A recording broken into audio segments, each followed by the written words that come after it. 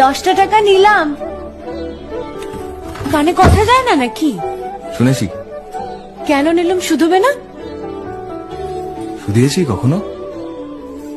আমি যদি 10টা টাকা উড়িয়ে দিই? দেবে?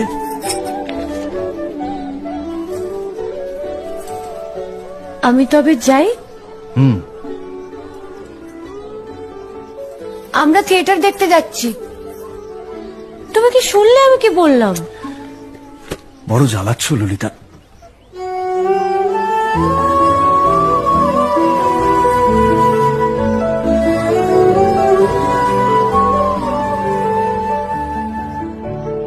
কি হয়েছে?